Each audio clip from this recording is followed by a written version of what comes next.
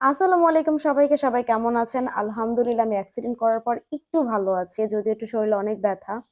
যাই হোক, টনি আপু আর উনার হাসব্যান্ডকে নিয়ে একটা পিক ছাড়ার পর আপনারা ওখানে এসে বাজে, বাজে কমেন্ট করতেছেন যে আমি কেন তাকে দাদা বলে ডাকিনি, কেন ভাইয়া বলছি। আচ্ছা যাই হোক, কেন ভাইয়া বলছি এটা আমার অপরাধ।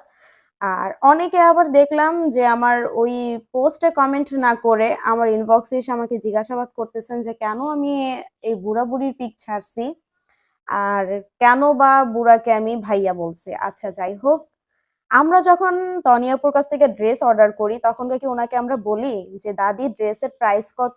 আর এটা বলে দেখছেন তনি আপু কি পরিমাণ রাগ করে? উনি পছন্দ করে ওনাকে আপু ডাকা। যাই হোক, আমাকে ইনবক্সে কয়েকজন মানুষ মেসেজ করছে।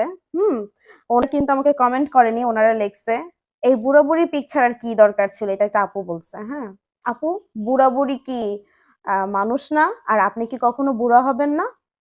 আচ্ছা যাই হোক, একটা ছেলে বলছে ওনাকে ভাইয়া কেন বলছেন?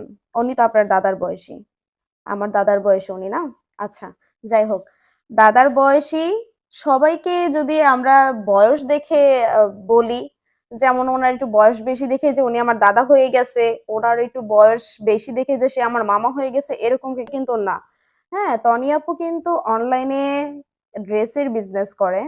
তারপরে হচ্ছে উনি একজন নারী উদ্যোক্তা।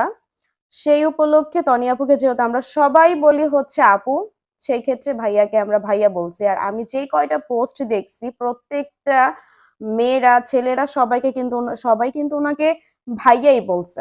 কেউ কিন্তু দাদা বলেনি, কেউ মামাও বলেনি, চাচা নানা কিচ্ছু বলেনি। এটা কেন আপনাদের যে মানে মাথার মধ্যে সেট আপ হয়ে গেছে যে বয়স্ক লোক হলেই তাকে দাদা বলতে হবে, নানা বলতে হবে, মামা বলতে হবে, এরকম কোনো কারণ নাই।